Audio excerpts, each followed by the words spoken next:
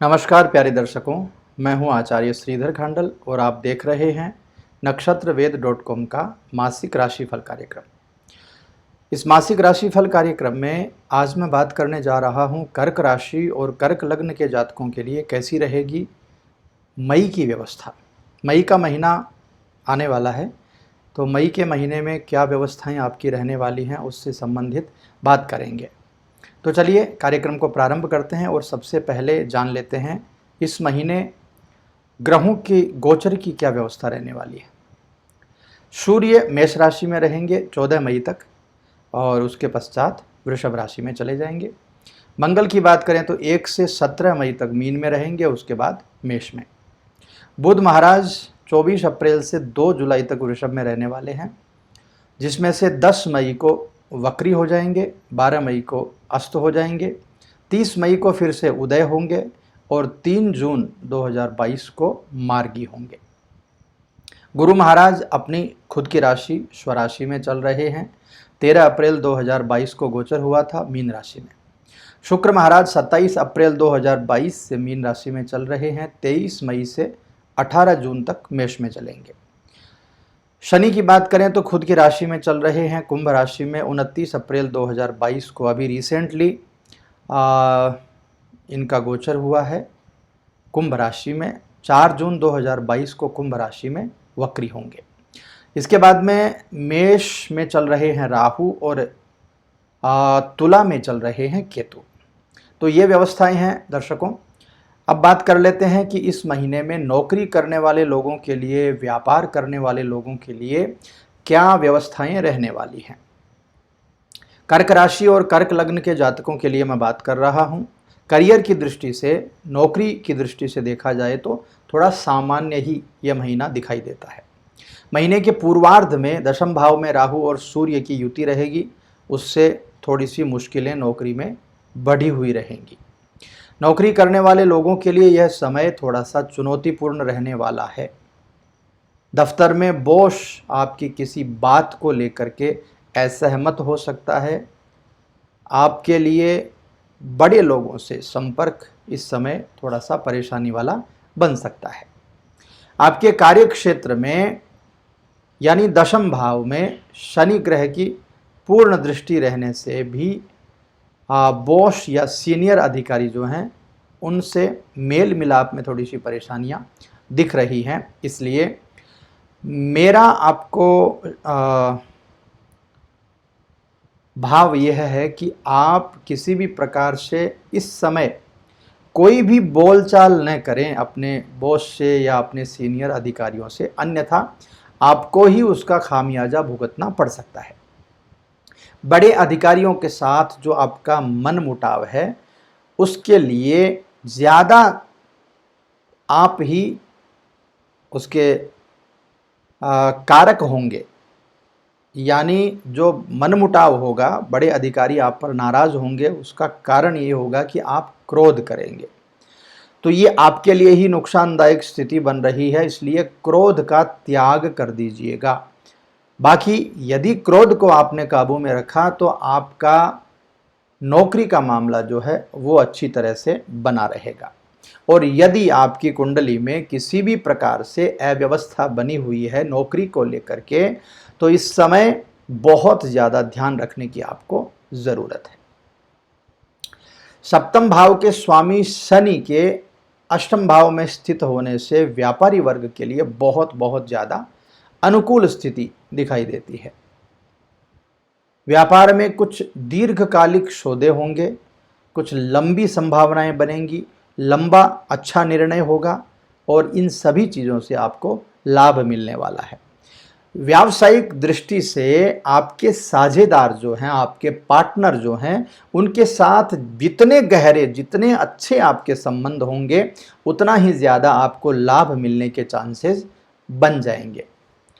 कारोबार में, व्यापार में यदि कोई महिला आपकी सहयोगी है, यानी आप किसी महिला से पार्टनरशिप किए हैं, तो उस महिला का बहुत ही ज़बरदस्त योगदान आपके कारोबार को बढ़ाने के लिए इस समय हो सकता है। नए कारोबार में, नए व्यापार में इन्वेस्टमेंट करने के लिए ये बहुत ही प्यारा समय है, बहुत ही अच्छा समय है।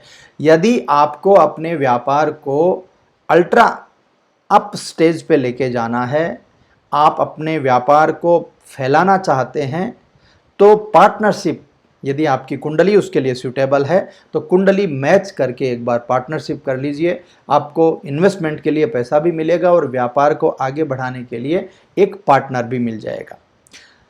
इन्वेस्टमेंट यदि आपके पास में है ऑलरेडी तो इस समय आप, और दूसरी बात, आपकी कुंडली की व्यवस्थाएं भी अच्छी होनी चाहिए। दोनों ही परिस्थितियों में आप अपने इन्वेस्टमेंट को बहुत अच्छे प्रकार से लगा सकते हैं, आप अपने व्यापार को आगे बढ़ा सकते हैं। बहुत ही अच्छी व्यवस्थाएं व्यापारियों के लिए खास करके इस समय बन रही है। आगे बढ़ते हैं, बात करते हैं आर्थिक स्थिति कैसी रहेगी इस महीने। कर्क राशि, कर्क लग्न के जातकों के लिए आर्थिक तौर पर भी सामान्य यानी एक लेवल का ही यह महीना मुझे दिखाई दे रहा है। द्वितीय भाव के स्वामी सूर्य महीने के पूर्वार्ध में राहु के साथ युति बनाए रखेंगे। इसकी वजह से खर्च बहुत ज़्यादा होगा। फालतू खर्च न करें, फालतू धन व्यय होगा। धन खर्च की वजह से आपका जो बचाया हुआ पैसा है, आपने अब तक जो संचित किया हुआ धन है, वो भी खर्च हो सकता है। और ख़ास करके स्वास्थ्य को लेकर के ज़्यादा धन खर्च की संभावनाएं इस समय बन रही हैं। भाई थोड़ा सा ध्यान रख लीजिए स्वास्थ्य का भी। और यदि खास करके आप उत्तर भारत में रहते हैं तो गर्मी के प्रकोप से इस समय आपको ज़रूर बचना चाहिए स्वास्थ्य की दृष्टि से, क्योंकि शनि, राहु और सूर्य ये तीनों ही गर्मी के कारक हैं, स्वास्थ्य को खराब करने की स्थिति पैदा कर सकते हैं। महीने के उत्तरार्ध की बात करें तो लाभ की संभावना ज़्यादा है और उस दौरान आपको खर्चे में कमी भी आ जाएगी, यानी खर्चा अत्यधिक नहीं होगा, लाभ चालू हो जाएगा। जीवन साथी के माध्यम से भी धन लाभ की संभावना इस समय बन रही है। भाग्य प्रबल रहेगा, भाग्य आपके धन लाभ में सहायक सिद्ध होगा। धार्मिक कार्यों में आप लगेंगे और जितना आप धार्मिक कार्यों में लगेंगे, भगवान के प्रति जितनी आपकी श्रद्धा बढ़ेगी, उतना ही ज़्यादा आपका धन बढ़ेगा, आपका भाग्य बढ़ेगा।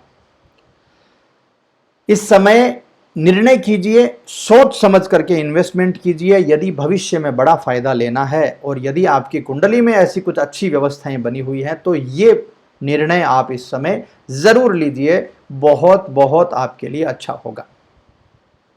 दूसरी एक विशेष बात आपको बताना चाहूँगा, इस समय आपका कोई नज़दीकी व्यक्ति आपको नुकसान दे सकता है, इस बात का बहुत ही ज़्यादा ख्याल रखिएगा। और दूसरी बात, इन्वेस्टमेंट करते समय बहुत ज़्यादा लंबी चादर मत फैला दीजिएगा।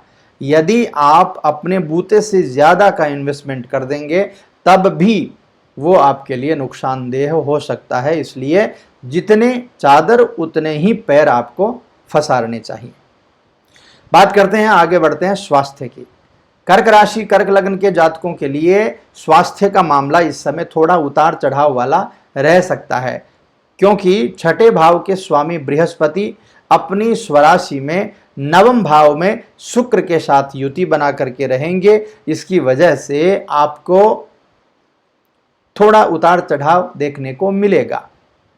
लेकिन यदि कोई पुरानी बीमारी है, खास करके शुगर जैसी बीमारी या स्किन प्रॉब्लम्स या मानसिक कुछ चिंताएं, तो उन पुरानी बीमारियों का इलाज मिल जाएगा, उन पुरानी बीमारियों को सही करने में आपको सहायता मिलेगी। इस समय महीने के पूर्वार्ध में अष्टम भाव में मंगल के साथ शनि की युति जो है ना, वो परेशानी खड़ी करेगी। लंबी यात्रा के दौरान थोड़ा सा सावधान रहिए। रक्त विकार, स्किन प्रॉब्लम्स जैसी और दुर्घटना की संभावना भी इस समय बन सकती है। महीने के उत्तरार्ध की बात करें तो मंगल ग्रह जो है बृहस्पति के साथ नवम भाव में युति बनाएगा और सूर्य एकादश भाव में गोचर करेगा। तो ये समय जो होगा ये आपके लिए राहत वाला समय होगा स्वास्थ्य को लेकर के। स्वास्थ्य के मामले में ये समय जो है ये आपको राहत देगा, सुख देगा, हिम्मत देगा। यदि कोई पुरानी बीमारी है तो उससे निपटने की आपको ताकत देगा।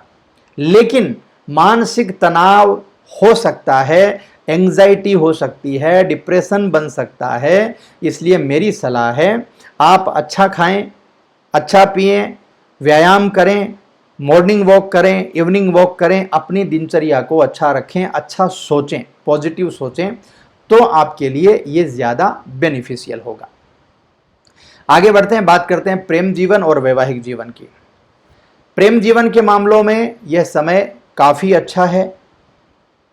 आपका प्रेमी जो है इस समय आपसे बहुत लगाव करेगा, लेकिन पंचम भाव के स्वामी मंगल जो है ना, अष्टम भाव में शनि के साथ युति किए हुए हैं, तो वाद विवाद जैसी स्थिति भी इस समय बन सकती है। मानसिक थोड़ा सा तनाव उत्पन्न हो सकता है। तो एक बात जो प्रेम जीवन में बहुत ज़्यादा इंपॉर्टेंट होती है और दाम्पत्य जीवन में भी, एक दूसरे के प्रति बहुत ज़्यादा विश्वास होना चाहिए। ये बात बहुत ज़्यादा ज़रूरी है। ठीक है, तो इस बात का ध्यान रखिएगा। बाकी प्रेम जीवन वालों के लिए अच्छा है। वैवाहिक जीवन की बात करें तो विवाहित लोगों के लिए भी समय काफ़ी अच्छा है। पति पत्नी का रिश्ता बहुत अच्छा होगा, आपको अपने घर में सुकून मिलेगा, रिश्ते में प्रेम होगा, सौहार्द की भावना होगी, मजबूती से पत्नी आपके सपोर्ट में खड़ी होगी, पारिवारिक दायित्वों का अच्छे से आप निर्वहन करेंगे, भावना भी अच्छी रहेगी, जिम्मेदारी का आपको एहसास भी होगा। तो कुल मिलाकर के सभी चीज़ें जो हैं विवाहित लोगों के लिए इस समय बहुत ही अच्छी मुझे दिखाई दे रही है। अब आगे बढ़ते हैं, बात करते हैं पारिवारिक जीवन। परिवार की व्यवस्था मिला जुला असर मुझे दिखाई देता है। द्वितीय भाव के स्वामी सूर्य राहु के साथ दशम भाव में रहेंगे। इसकी वजह से महीने के पूर्वार्ध में यानी 14 मई तक का जो समय है, परिवार में वाद विवाद की स्थिति बन सकती है। कोई पुराना विवाद फिर से सामने निकल करके आ सकता है। घर के दो सदस्यों के बीच में आप फंस सकते हैं, आपको धर्म संकट की स्थिति पैदा हो सकती है। इसलिए बुजुर्गों का ध्यान रखिए, यानी पिताजी के ऊपर आप मत जाइए, पिताजी की बात को सर्वोपरि मान करके आप चलिए, आपके लिए बहुत अच्छा होगा। अन्यथा मानसिक रूप से बेचैनी बन जाएगी। और 14 मई के बाद का जो समय है वो काफ़ी अच्छा है, उसमें कोई दिक्कत आपके लिए नहीं होगी। तो चलिए चलते चलते अब बात कर लेते हैं रेमेडी की, यानी उपाय की। इस समय भगवान शिव की पूजा आपको ज़रूर करनी चाहिए। घर में महामृत्युंजय मंत्र का जाप जरूर करना चाहिए। स्वास्थ्य अच्छा रहेगा, परिवार अच्छा रहेगा। सोमवार के दिन यानी सोमवार का और पूर्णिमा का व्रत यदि कर सकें तो बहुत अच्छा है। और सोमवार के दिन दूध और जल मिश्रित करके भगवान शिव का दुग्धाभिषेक करें, प्रत्येक सोमवार को करें। ये भी आपके लिए बहुत ही अच्छी स्थिति बनाएगा। तो इन उपायों को आप ज़रूर कीजिए और देखेंगे आपकी इन उपायों को करने से आपको बहुत सारा लाभ भी मिलेगा। तो मित्रों, ये था कर्क राशि, कर्क लग्न के जातकों के लिए मई के महीने का राशिफल। कैसा लगा आपको कमेंट करके ज़रूर बता दीजिएगा। और लाइक शेयर सब्सक्राइब करने में आप लोग थोड़ी सी कंजूसी करते हैं, तो आप लोगों को यदि अच्छा लगता हो तो आप याद करके लाइक शेयर और सब्सक्राइब ज़रूर कर लीजिएगा। मैं मिलता हूं आपसे। और हाँ, एक विशेष बात भी बतानी है, यदि आपको अपनी कुंडली का परामर्श लेना है तो नक्षत्र वेद के ज्योतिषाचार्य बहुत अच्छा परामर्श देते हैं। आप अपनी कुंडली का परामर्श लेने के लिए स्क्रीन पर जो नंबर हैं उन नंबर्स पर कॉल कर सकते हैं या व्हाट्सएप कर सकते हैं। तो यदि आपको अपनी कुंडली से संबंधित कोई भी जानकारी चाहिए, कोई उलझन है आपके दिमाग में, तो उस उलझन को सुलझा सकते हैं नक्षत्र वेद के ज्योतिषाचार्यों से बात करके। मैं मिलता हूं आपसे अगले किसी कार्यक्रम में। तब तक के लिए आप खुश रहिए, आनंदित रहिए और मेरे साथ एक बार बोल दीजिए ओम नमः शिवाय।